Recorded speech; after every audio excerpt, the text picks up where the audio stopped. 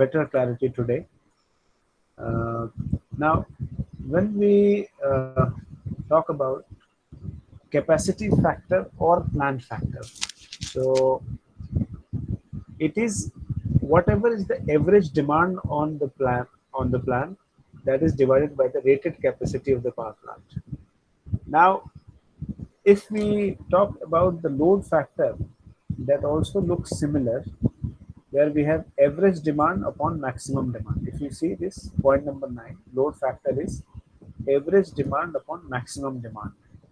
So what has differed from the load factor and capacity factor is average demand is there in both the definitions on the numerator, but in the denominator here we have maximum demand. However, here we have rated capacity of the plant. तो load factor और plant factor में यही फर्क है कि उसमें जो denominator है वो रेटेड कैपेसिटी है कैपेसिटी फैक्टर में, न कि मैक्सिमम डिमांड है. Okay, average demand upon maximum demand, that is load factor. However, average demand upon rated capacity. Now, rated capacity has to be higher than the maximum demand. और ये बात हमने कल discuss की थी कि जो मैक्सिमम डिमांड होता है वो डिमांड होता है जो कोई भी पावर प्लांट पूरा करता है.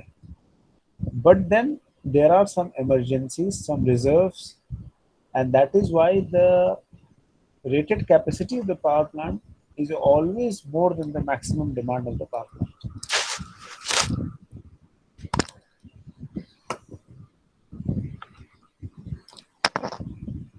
ठीक है, अगर आप कुछ बोलेंगे तो मुझे थोड़ा सा हाथ उठा दीजिएगा इस पे, ये जो रेज हैंड है. ठीक है, then I will understand that you are trying to have something, say something. असल में क्या है कि ये जो हमारा स्पीकर है ये सर पे लगाने पे थोड़ी सी इसमें अनकंफर्टेबल महसूस कर रहा हूँ. So I'm using the audio and I'm using your voice from the speaker of the PC itself. तो थोड़ा सा वो स्लो है, तो हो सकता है कि आप उसमें से कुछ कहें और मुझे सुनाई ना दे. In that case, I will ask you to raise your hand if you have anything to say. So I will know that some of you want to say, and I'll put the headphone on my head. Now, so capacity factor or plant factor is, as we just discussed, that is average demand upon the rated capacity of the plant. अब इसी को अगर average demand को हम देखें तो average demand just 8वां definition है, डिफिनेशन नंबर 8, एवरेज लोड या एवरेज डिमांड. तो आप देखते हैं कि ये kilowatt hour supplied in a day upon 24 hours, यानी kilowatt energy generated in a particular period upon total period. तो उसको हम एवरेज डिमांड को ऐसे भी लिख सकते हैं, अगर आप देखें, unit generated in a unit period upon the number of hours in the given period. तो ये एवरेज डिमांड हो गया. और नीचे जो रेटेड कैपेसिटी है वो अभी भी किलोवाट में है ही. अब यहाँ पे एक इंटरेस्टिंग चीज आती है कि unit generated in a given period upon the rated capacity को हम इसको ऐसे भी लिख सकते हैं, maximum demand upon rated capacity into the load factor.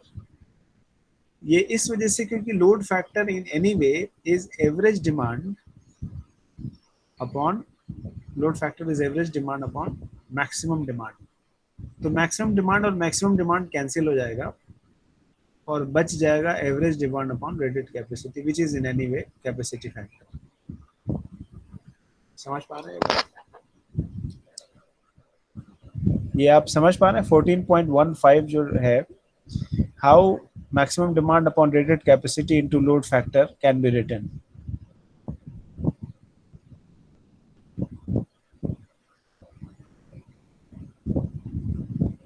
समझ पा रहे हैं? Yes sir, yes.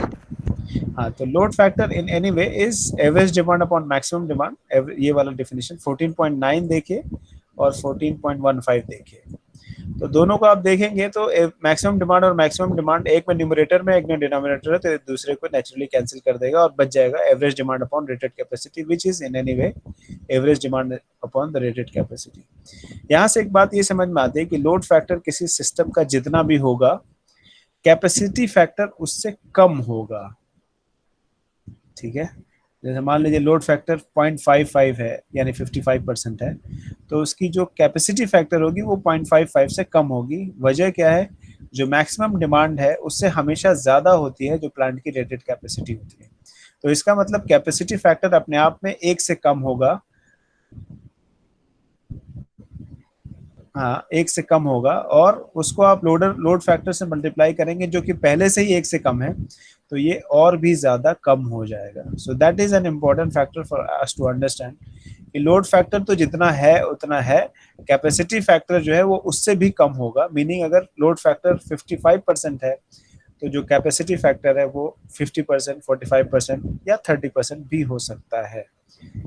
I hope you got get this idea. यहाँ से एक चीज आती है, यहाँ से एक चीज आती है, इसे कहते हैं, हाँ कोई कुछ कह रहा है, नो सर। ओके। यहाँ से एक चीज आती है जिसे हम कहते हैं यूटिलाइजेशन फैक्टर। अब देखें यहाँ पे क्या फर्क आ गया कि जो maximum demand on the power system upon the rated capacity of the power station, it is a measure of utility of the power plant capacity and is the ratio of the maximum demand to the rated capacity। ठीक है, यहाँ पे क्या था, average demand upon rated capacity था। इसको देखिएगा यहाँ पे average demand upon rated capacity था, और यूटिलाइजेशन फैक्टर जो है वो rate maximum demand upon rated capacity है। बहुत छोटे छोटे से फर्क हैं, but then you have to be alert to understand the difference. Utilisation factor में क्या है, maximum demand upon rated capacity है, और कैपेसिटी फैक्टर में क्या था, average demand upon rated capacity है। तो नेचुरली एवरेज डिमांड जो है वो कम होगा और मैक्सिमम डिमांड यहाँ पे ज़्यादा होगा, मैक्सिमम डिमांड यहाँ पे ज़्यादा होगा। और जैसा कि हम ये 14.15 को देख रहे थे, तो इस डिफिनीशन से अगर आप देखेंगे तो ये जो यूटिलाइजेशन फैक्टर है वो असल में क्या है, maximum demand upon rated capacity, यानी प्लांट कैपेसिटी फैक्टर जो है वो utilisation factor this one into load factor, यानी whatever is the plant capacity factor you multiplied by the load factor that becomes utilization, sorry capacity factor is the load factor into utilization factor, because utilization factor in any way is maximum demand upon rated capacity, जो 14.16 आ रहा है।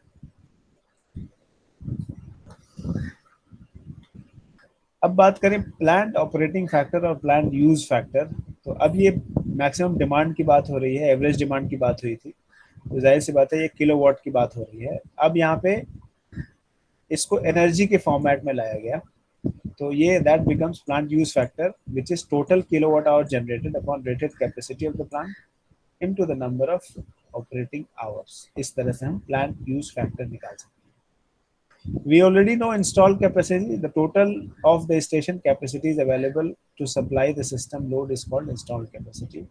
और भी बहुत सारे definitions हैं छोटे मोटे, not necessarily to know, but of course if you know it is always better। जैसे एक firm factor है, it is the power intended to be always available। intended यानी नीयत इतनी है कि हम इतना पावर तो हमेशा देंगे, तो उसको हम कहेंगे फर्म, यानी somebody is firm about supplying that much amount of power that it becomes a firm power। जाहिर बात है ये जो जनरेटर है वो ये कह सकता है कि मैं इतना ज़्यादा पावर हर हाल में जनरेट करूँगा ही करूँगा। So this becomes a kind of definition where we call it firm power। it is a power intended to be always available, कितना तो हमेशा हर वक्त रहेगा ही रहेगा, even under emergency condition। so that is a I think underlined statement कि emergency situation में भी कम से कम इतना तो हम दे ही देंगे, and that actually is termed as firm power। then we have something called prime power। it is the power, could be mechanical, hydraulic, thermal, which is available for conversion into electrical power।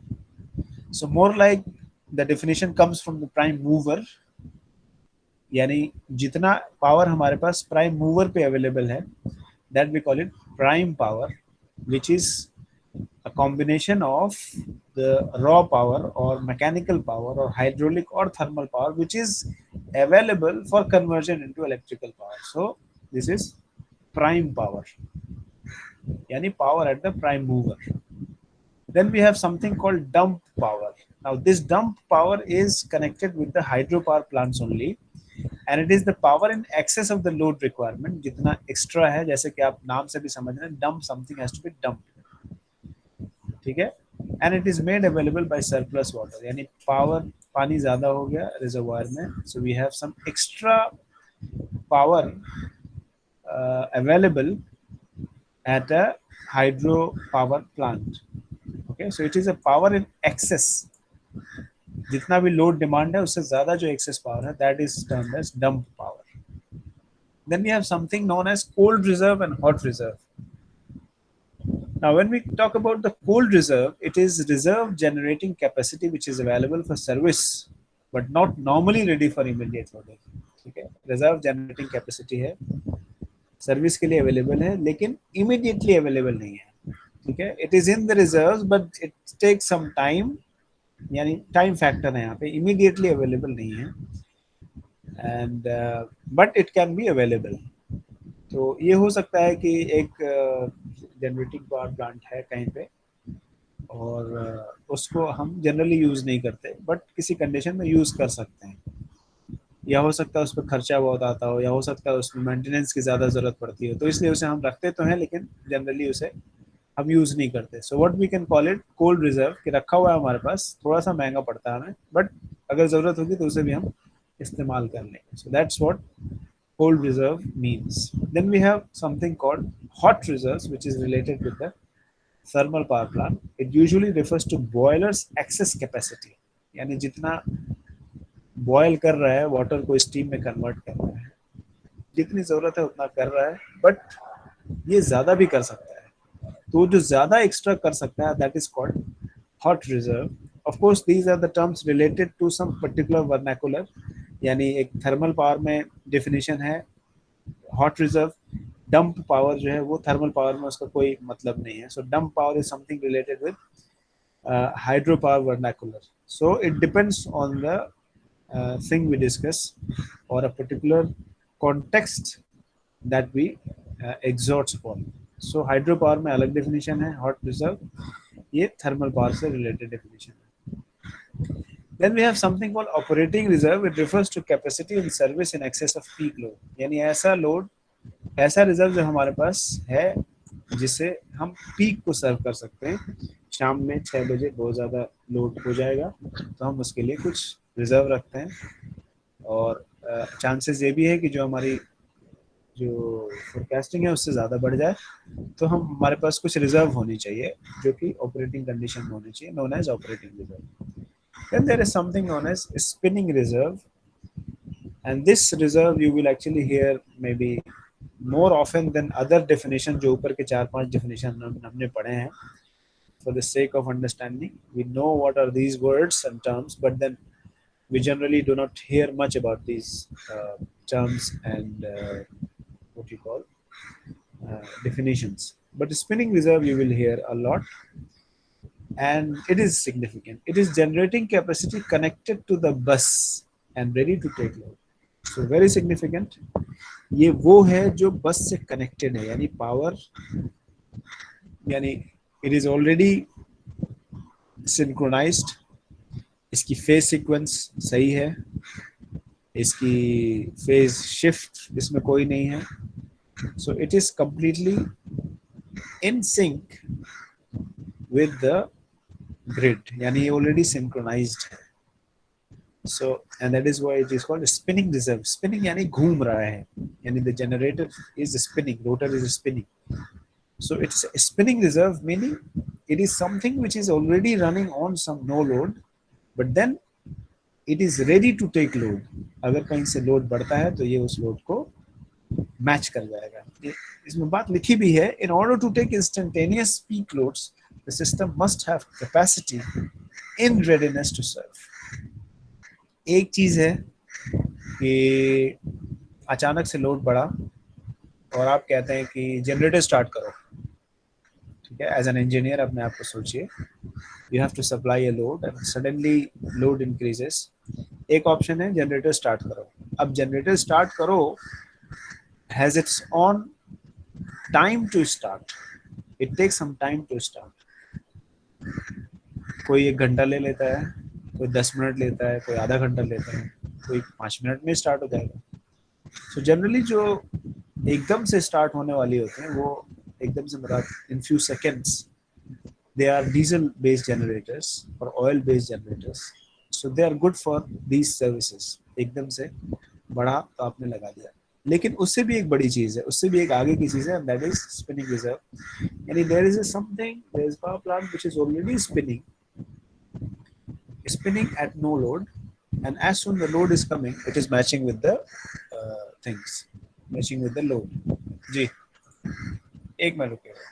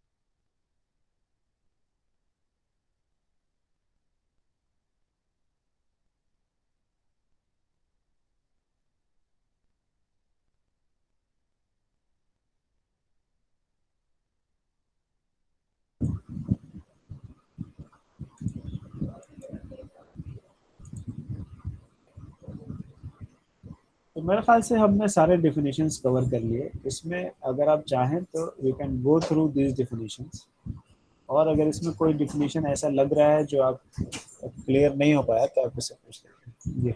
ये जो है अगले something हम इस क्रीडा and smart unit technology, ये file जो बनी थी ये इकबाल सर के नाम पे बनी थी. इकबाल सर बोले कि मैं रहनी है तो राजवीर को दो. राजवीर के नाम पे भी राजवीर ने मना कर दिया कि मैं नहीं करूँगा और इसको इकबाल करेंगे. तो ये फाइल वापस रख दिया वापस. ठीक है, ऐसे कर लीजिए.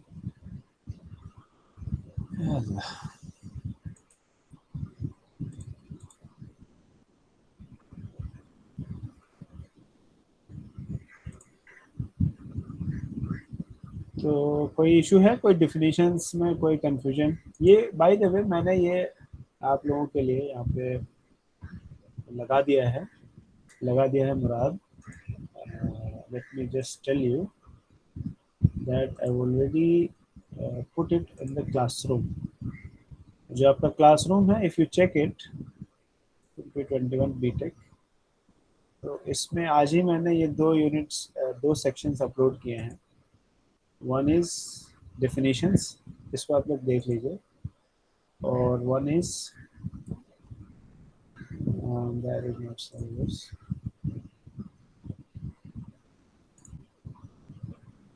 हाँ, पावर प्लांट इकोनॉमिक्स जो हमने पहले पढ़ा था. 2 सेक्शंस हैं यूनिट 1 के जो हम today we can assume that we have covered it. And इसमें और भी चीज़ें हैं, आप इसको पढ़ सकते हैं. कोई अगर इशू हो तो आप उसको पूछ सकते हैं. इसमें जाहिर बात है बुक है, इसमें बहुत एग्जॉस्टिव चीज़ें हैं. हमारे सिलेबस के हिसाब से ज़रूरी नहीं कि हम उसमें हर टॉपिक पे उतने डीप में जाएं, बट चूंकि वो बुक में है और during scanning it has also been scanned. So, but if you have any problem, you can ask.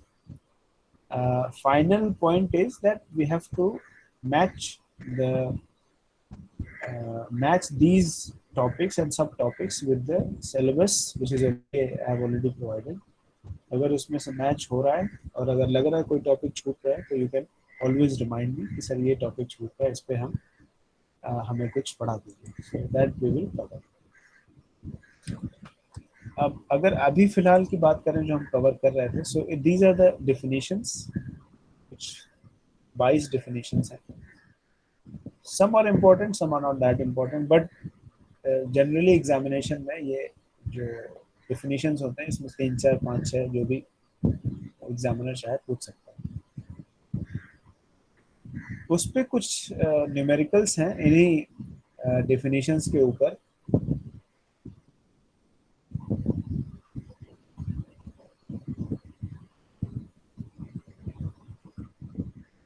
आप लोग हैं मेरे साथ?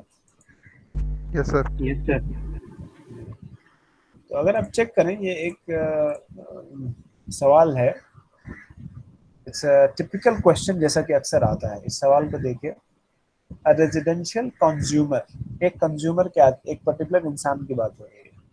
अ residential consumer has 10 lamps of 40 watt each connected at his premises. His demands is as follows. 12 बजे, यानी उसका load connection कितना है ये दिखा रहा है यहाँ पे कि 10 लैंप है और हर लैंप 40 वाट का है, तो 400 वाट के उसके पास लैंप्स। उसके डिमांड इस तरह से वैरी कर रहे हैं, 12 बजे रात से सुबह 5 बजे तक सिर्फ एक बल्ब उसका जलता है 40 वाट का। सुबह 5 बजे से 6 बजे तक कोई लोड नहीं होता, सारे लाइट्स ऑफ करके ये रहता है 5 AM to 6 PM। अच्छा, अच्छा, ठीक है, मतलब it sounds a little bit sir strange because. सुबह में लाइट नहीं जलाते ना। जी। सर सुबह में लैंप नहीं जलाते ना, इसलिए नो ओह लोड। यस तो यस यस। ऑफिस चला जाता हूँ। Good good good good. सही सही सही, ऑफिस चला जाता है और लैंप नहीं जलाता। गुड। तो सुबह 5 से 6 बजे तक उसके पास कोई लोड नहीं है। गुड। 6 बजे से 7 बजे तक उसके लैंप्स जल रहे हैं। मेरे ख्याल से कितने जल रहे हैं? 7, नहीं 8, 8 लैंप जल रहे हैं। और 7 बजे से 9 बजे तक उसमें एक लैंप और लगा लिया, 8 9 लैंप हो गए। और फिर 9 बजे से 12 बजे तक सिर्फ एक, यानी टोटल सारे 10 लैंप तो कभी भी नहीं जल रहे इसका। तो ये एक सिंपल सी, यानी एक लोड है, जाहिर सी बात है ये 40 वाट की जगह किलोवाट मेगावाट हो सकता है डिपेंडिंग ऑन द, यानी magnitude of the load. So but for us, for numerical point of view it's a good question. So first question, first part is plot the load कर, किस तरह से load very कर रहा है इसको बनाइए आप। एवरेज लोड कितना है उसका, मैक्सिमम लोड कितना है उस पर, लोड फैक्टर क्या है उसका, और energy consumption during the day. ये 5 सवाल हैं इसके साथ जुड़ी हुई। ये एक एग्जांपल है जो मेरे ख्याल से हमारे लिए आसानी से समझ में आने वाली है। लोड ड्राइव कर दिया, मैक्सिमम लोड जो जहाँ तक जा रहा है वहाँ तक, और एक्स एक्सिस पर टाइम कर दिया रात के 0 बजे से, यानी 12 बजे से दिन के अगेन रात के 12 बजे तक। तो ये लोड था रात के, जो यहाँ पे है लोड कर्व आप देख सकते हैं, कोई लोड नहीं यहाँ पे, और फिर अचानक से लोड बढ़ा 360 380, सॉरी 320 और 360, और फिर 160 पे जाके बंद हो गया। So that is a load curve. अब energy consumption during the day is the area of the load curve. ठीक है, 14 to 5, 40 वाट का 5 घंटे, 320 वाट 1 घंटे, 360 वाट 2 घंटे, और 160 वाट 3 घंटे, टोटल आपके 1.72 किलोवाट आवर आ गए। ये आप अपने घर के भी लोड को कर सकते हैं। It's a very interesting question. आप अपने घर के भी ये सारे फैक्टर, एवरेज लोड कितना है मेरे घर का, पूरे घर में कितना कंज्यूम हुआ इलेक्ट्रिसिटी 24 घंटे में, 24 से डिवाइड कर दीजिए, you get the average load, then you get the maximum load मेरे घर में। जाहिर बात है इसके लिए आपको हर 1 घंटे पे चेक करना पड़ेगा, यानी अपने आप में एक सर्वे है। और उस सर्वे से जब आप पूरा डेटा कलेक्ट कर लेते हैं पूरे 24 घंटे का, तो फिर जाहिर बात है आप एवरेज लोड पता करते हैं, और फिर मैक्सिमम लोड आपको पता चलता है, और फिर आप लोड फैक्टर बताते हैं कि जो एवरेज लोड तो हमारा 71.67 वाट था, लेकिन जो मैक्सिमम डिमांड था वो 360 था। तो इसका मतलब जो आपकी जो लोड फैक्टर है वो 19.91 है, वेरी पुअर। यानी किसी सिस्टम के लिए जो लोड फैक्टर है, जितना यूनिटी के करीब हो उतना अच्छा माना जाता है, but then its load factor is, but of course it is consumer thing, but if it was like generator, or yani from the perspective of the generator or the power plant, then it becomes an issue.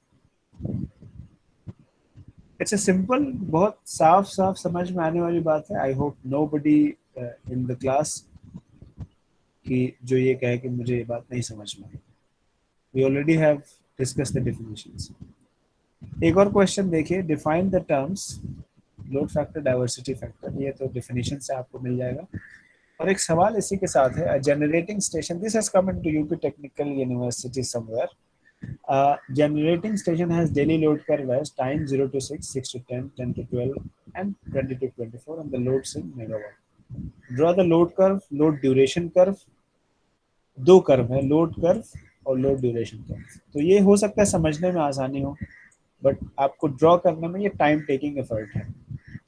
ठीक है, x axis Y axis पे उसके हिसाब से बनाना ये एक लेंदी effort है. Find maximum demand unit generator. बहुत वही सारे क्वेश्चन जो ऊपर आए थे, बस इसमें लोड ड्यूरेशन कर्व एक मांगा है, जो कि अक्सर हम डिसेंडिंग या असेंडिंग ऑर्डर में बनाते हैं. So I hope this is clear. Timing के हिसाब से जो लोड कर्व है, क्रोनोलॉजिकल लोड कर्व, यानी टाइम के हिसाब से जो टाइम दिया हुआ है उस हिसाब से इन्होंने बना दिया यहाँ पे.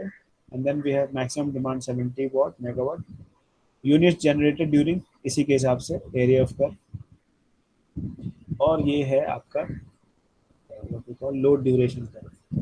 ड्यूरेशन के हिसाब से 4 घंटे, सबसे ज़्यादा 70 मेगावाट था 4 घंटे के लिए, उसके बाद 60 मेगावाट 2 घंटे के लिए, 50 मेगावाट था 8 घंटे के लिए, 40 मेगावाट था 10 घंटे के लिए, और ये क्रोनोलॉजी में नहीं है. Then we have average load, average generation in megawatt during the day upon 24. Simple load factor 71.4, good load factor. Another question, इसका जवाब शायद नहीं होगा क्योंकि पेज नंबर 52 से पेज नंबर 56 पे ये चला गया. तो ये क्वेश्चन आप अपने हिसाब से सॉल्व कर सकते हैं. जो क्वेश्चन पूछा गया है इसमें, load curve, load duration curve, load factor, plant and energy supplied by the plant. जाहिर बात है इसमें प्लांट यूज फैक्टर और बहुत सारे जो डिफिनेशंस हैं वो सारे सवाल भी पूछे जा सकते हैं, and one should be ready for that. एक और सवाल आ रहा है, a generating station has maximum demand of 10,000 kilowatt and daily load curve as such. ये पूरा दिया हुआ है. yes. Choose the size of number of generating units. What reserve plant would be necessary? Find the load factor and plant capacity. ठीक है, तो अब आप अगर आप इसको क्रोनोलॉजिकली लिखेंगे तो आप देखेंगे मैक्सिमम डिमांड कहाँ पे है, दैट इज 10,000 मेगावाट.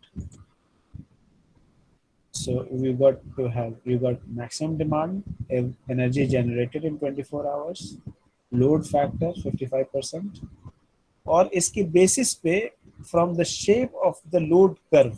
ये वाला पॉइंट है जो आपको अपने हिसाब से, इसकी कोई डिफिनेशन यानी इसकी कोई क्या कहते हैं फॉर्मूला नहीं है. You got to have your own mind to say कि इसको किस तरह से करेंगे. It is obvious that 3 generating units of capacity 5,000, 3,000 and 2,000 would be the best choice to meet the given daily load on the station.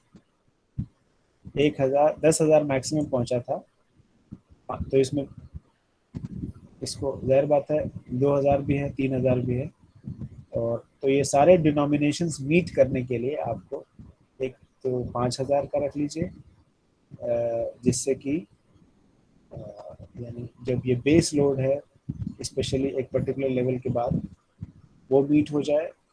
Initially you can have 2,000, then we can have 35,000, sorry 3,000, and then we can use 5,000, और उस denominations में वक्त के हिसाब से change कर सकते हैं. But then it is not just about the meeting the load, we got to have some capacity as well. ठीक है, 10,000 तो मैक्सिमम लोड है उस पर. What about the capacity, reserve capacity? So that is what is being discussed. Reserve plant capacity is the capacity of the unit of the largest site.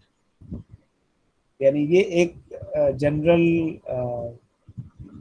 Understanding ली जाती है कि जो रिजर्व प्लांट कैपेसिटी होती है या होनी चाहिए, वो होनी चाहिए जो लार्जेस्ट साइज का जनरेटर है उसके बराबर. यानी 10,000 में इसमें लार्जेस्ट साइज 5,000 का लिखा है हमने, और अगेन ये it depends on an individual. कोई आदमी ये भी कह सकता है कि 50,000 5,000 की जगह मैं 5500 का रखूंगा, या 2,500 का रखूंगा और 1,000 का रखूंगा. So there is no such hard and fast thing except the fact that कि जो रिजर्व प्लान कैपेसिटी होगी वो जो हाईएस्ट जनरेटर लार्जेस्ट जो चूज किया गया है उसको लेना पड़ेगा.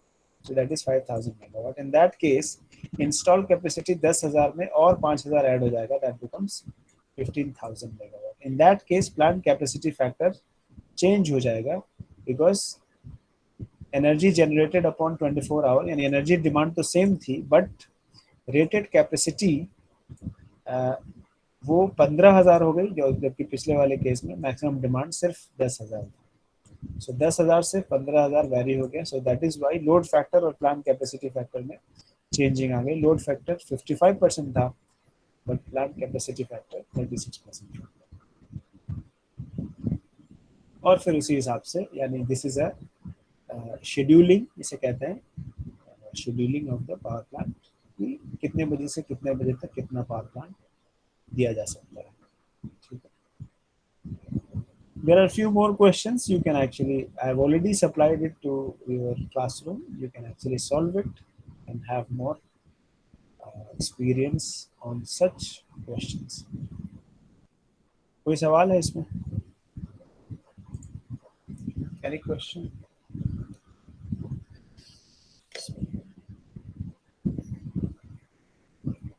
No sir. बताएं अफान कुछ कहना चाह रहे हैं? No sir. अच्छा. Okay. So okay. Okay. So इसमें एक डिस्कशन ये आया है significance of load factor and diversity factor. थोड़ा सा वक्त है आप लोग इसे डिस्कस कर सकते हैं. Then we will end this section of the topic. Significance of the load factor and diversity factor. Load factor and diversity factor play an important part in the cost of supply of electrical energy. Higher the value of load factor and diversity factor, lower be the overall cost of the unit generated. जाहिर बात है अगर load factor अच्छा है एक के बराबर है मान लीजिए तो इसका मतलब जो मैक्सिमम डिमांड है और जो एवरेज डिमांड है वो मैच कर रहा है. यानी आप जानते हैं load factor is average demand upon maximum demand. तो मैक्सिमम डिमांड का मतलब ये हुआ कि जैसे अभी एक डेफिनेशन हमने एक क्वेश्चन देखा था जिसमें लोड फैक्टर 0.55 था यानी 55% था और उसकी मैक्सिमम डिमांड 1,000 थी 10,000 थी किलोवाट. जबकि कभी इसको 2,000 वाट भी चाहिए किलोवाट भी चाहिए कभी 5,000 भी चाहिए कभी 8,000 भी चाहिए और कभी 10,000 भी चाहिए. तो इस केस में आप देखते हैं कि बहुत सारे जो जनरेटर हैं आपके पास हैं but you are not using it. you are not using it because you cannot use it because there is not enough load to supply that. And but किसी वक्त में दिन के ही किसी वक्त में वो मैक्सिमम लोड पहुंच जाता है 10,000 watt which you have to meet. It is obligation on you to meet that demand. तो इसका मतलब किसी खास वक्त मुश्किल से 2 या 4 घंटे के लिए जैसे अगर हम इसी सवाल को देखें तो हम और अच्छे से क्लियर हो जाएंगे इस बात पे कि ये जो 10,000 था ये कितनी देर के लिए था. 7 बजे से 9 बजे तक 2 घंटे के लिए 10,000 है. यानी 2 घंटे के लिए 24 घंटे में आपका पावर प्लांट फुल चल रहा है सारे जनरेटर चल रहे हैं. बट देन ये सुबह रात के 12 बजे से सुबह 6 बजे तक सिर्फ 2,000 चल रहा है बाकी सारे सिस्टम बंद हैं. 6 बजे से 8 बजे तक सिर्फ 3,500 चल रहा है बाकी बंद है. उसी तरह से 12 से 1 के बीच में भी लोड कम हो गया. 9 बजे से 12 बजे तक भी लोड कम हो गया. So what is happening is that you are not able to fire all your cylinders meaning generators to meet the demand. इससे फर्क क्या पड़ेगा? इससे फर्क ये पड़ेगा कि जो जनरेशन ऑफ पावर है वो कम हो जाएगा और जनरेशन ऑफ पावर कम होगा तो नेचुरली जो उस पर टैरिफ मिल रहा है जो पैसे मिल रहे हैं जो हर यूनिट पे जो आमदनी हो रही है इनकम हो रही है all that will be lost. And that is why it is not good that our load factor is less. Now I hope you understand this, that significance of the load factor. Load factor जितना ज़्यादा होगा यानी unity के करीब उतना अच्छा होगा। Unity से जितना दूर होगा, यानी जीरो के करीब जितना होगा, उतना खराब होगा। Same is also with the diversity factor, because diversity factor में असल में तो बहुत सारे जनरेटर्स हैं, but they are following the same trend कि सबका लोकल मैक्सिमा जो है, जो ग्लोबल मैक्सिमा के बराबर है। I think the same is mentioned in here. Uh, you'll get all these points probably when you read it. It also the typical value of demand factors and diversity factors are different type of consumers or as factors. Domestic lighting up 1 kilowatt तक का demand factor 0.5 से 0.7 होता है। Domestic power, commercial load, these are different things. इसमें कोई सवाल है आप लोग कर सकते हैं, otherwise we will close this discussion. We will start with tariff next class.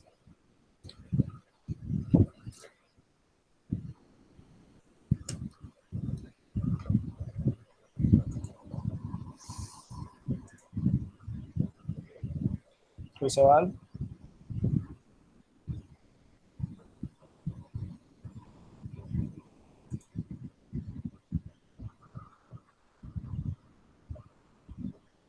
Sir hmm, sir plant तो सर डिमांड कंट्रोल कर नहीं सकता सर, मतलब हमारे हाथ में तो है नहीं सर कि कितनी डिमांड है पावर की।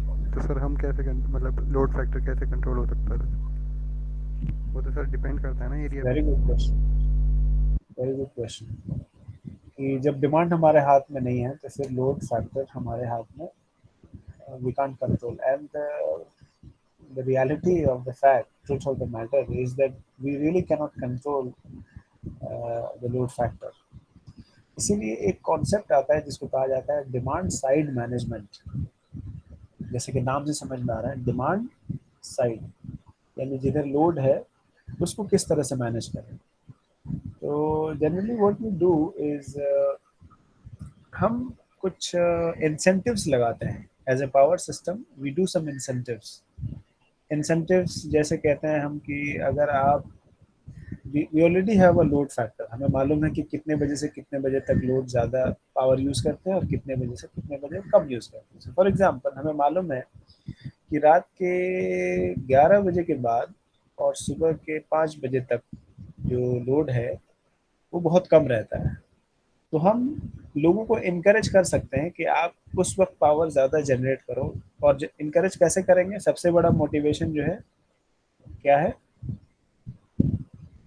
सर बिल कम कर देंगे उस क्या टाइम कम रात कर में। देंगे? सर रात में बिल जो है वो तो कम। सबसे बड़ा मोटिवेशन जो है वो, जैसे मैंने कहा, इट्स मनी। सो हम ये कह देंगे कि भाई टैरिफ जो है रात के 11 बजे से सुबह के जैसे 6-7 बजे, जब भी हमें समझ में आता है, अगर आप कंज्यूम करेंगे तो हम 0.5% यानी 0.5 यानी हाफ ऑफ द टैरिफ कर देंगे। तो this is one way of encouragement of what you call filling the gap.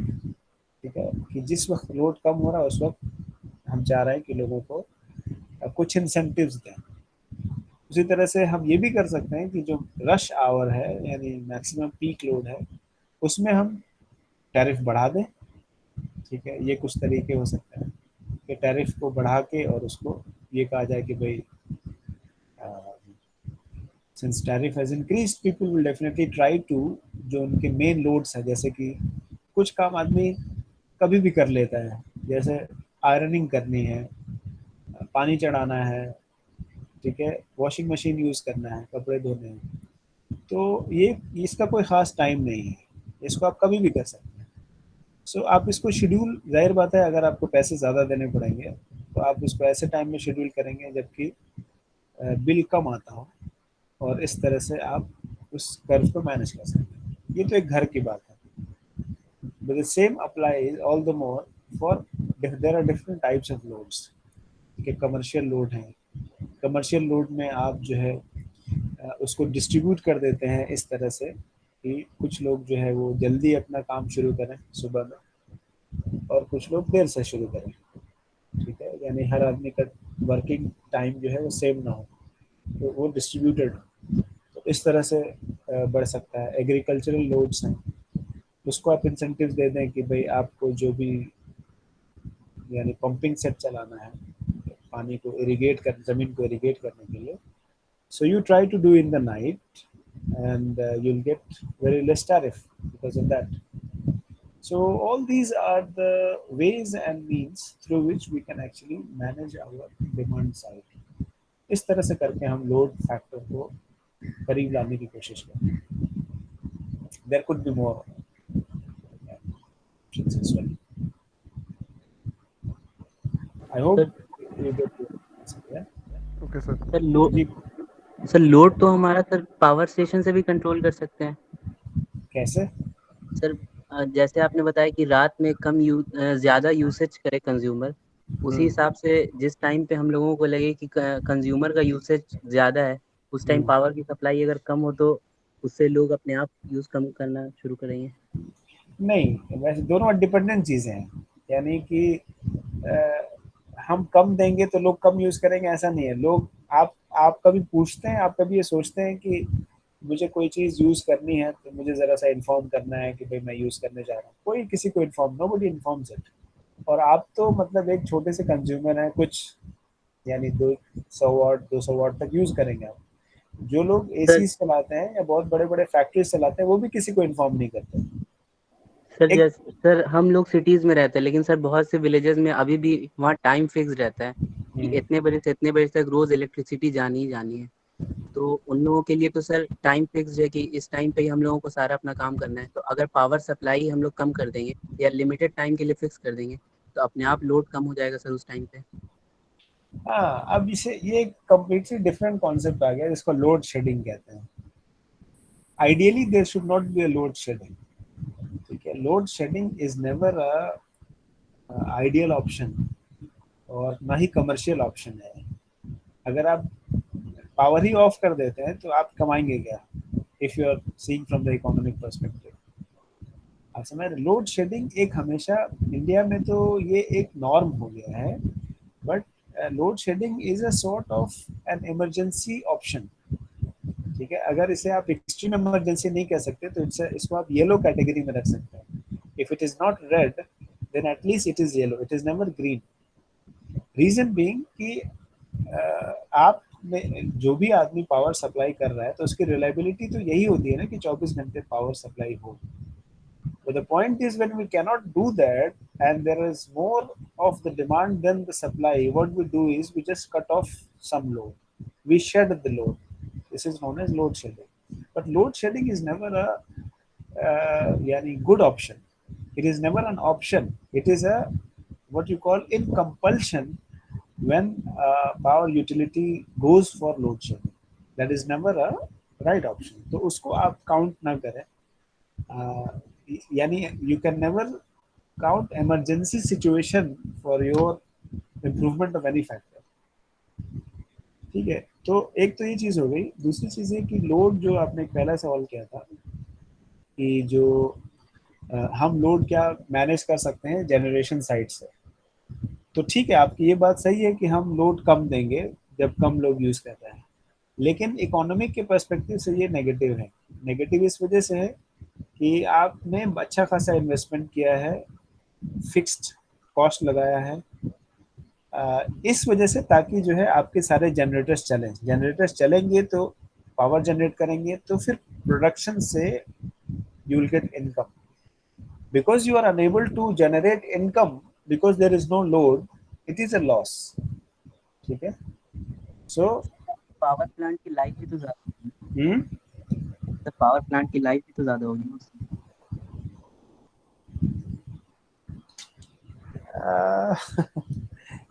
Life ज्यादा होगी. लाइफ तो पहले से ही फिक्स होती है कि 35 साल 40 साल चलेगा. अगर ये हाइड्रो है 25 साल चलेगा, अगर ये थर्मल है फिक्स होती है वो. और उसमें एक depreciation cost over the period जाता है. ठीक है, एक बात समझे हम कि जब कोई हम चीज़ पर्सनली यूज़ करते हैं तो वो एक अलग, या आप इसके बारे में कह सकते हैं कि आप कोई मोबाइल यूज़ करते हैं या कोई कंज्यूमेबल आइटम आपके पास है कि कम यूज़ करेंगे तो कम खराब होगा. लेकिन जब आप इसको एज ए यूटिलिटी यूज़ करते हैं, as a public utility use करते हैं तो आप समझिए कि उसकी टाइम अपने आप में फिक्स है. क्योंकि वो इंसान के जो पर्सनल डायनेमिक्स में नहीं आता है कि मुझे ही तो यूज करना है, चलो थोड़ा सा अभी यूज नहीं करेंगे, बाद में यूज कर देते हैं, कम चली हुई गाड़ी है तो बाद में भी यूज करेंगे।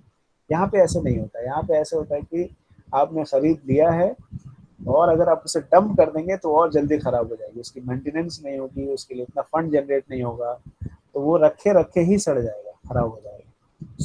ये जो आपने बात रखी कि कम यूज करेंगे तो ज्यादा लाइफ हो जाएगी, it doesn't hold true in such cases। Power plant वगैरह में ये सही नहीं होता है, इंडिविजुअल कंज्यूमेबल डिवाइसेस में दिस कुड बी ट्रू। आया समझ Kashif, Zubair? Yes sir. Yes. और कोई सवाल है? सो कहाँ गए ये